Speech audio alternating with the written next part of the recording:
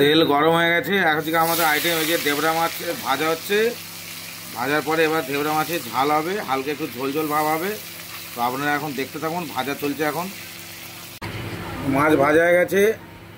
এবার পেঁয়াজটাকে হালকা, প্রথমে আদা রসুন দিয়ে আছে, আজকে আলাদা রান্নি আছে। সে প্রথমে পেঁয়াজের বদলে আগে আদা রসুন দিয়েছে, দেখা যাক আজকে আবার কীরকম টেস্ট হয়, আপনারা দেখতে থাকুন। আদা একটু হালকা ভাজা হয়ে গেছে, এবার পেঁয়াজটা দিয়ে দিচ্ছে। আজকে নতুন রাঁধুনি, দেখা যাক কীরকম করে। সবাই আগে পেঁয়াজ দেয়, এই রাঁধুনি আগে হচ্ছে আদা আর রসুন দিয়ে দিচ্ছে।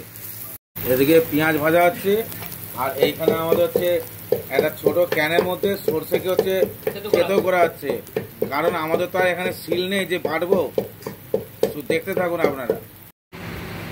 পেঁয়াজ ভাজা হয়ে যাওয়ার পরে হালকা জল দিয়ে এবার সরষেটাকে আমরা দিয়ে দিচ্ছি, যেটাকে আমরা সরষেটাকে থেতো করছিলাম এবার দিয়ে দিচ্ছি।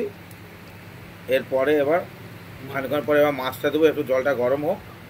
আমাদের হচ্ছে আজকে মেনু হচ্ছে তাহলে সরষে বাটা ঝোল, গায়ে গায়ে আর কি, ঝোল নয় ঠিক গায়ে গায়ে হবে।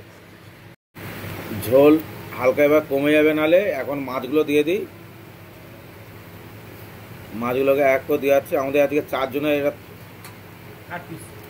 মাছ হয়ে হচ্ছে, একটা 2 পিস করে হয়েছে দেবরা মাছ। এই দেবরা মাছটা 200 টাকা কিলো। তাও এই রান্নাটা হচ্ছে আমাদের বাবু চলে যাওয়ার পরে, বাবু থাকলে রান্না করতে দেবে না। অনেক কিছুই আমাদের হিসাব করে চলতে হয়। কত কষ্টের জীবন স্বর্ণকারের, আপনারা শুধু দেখুন।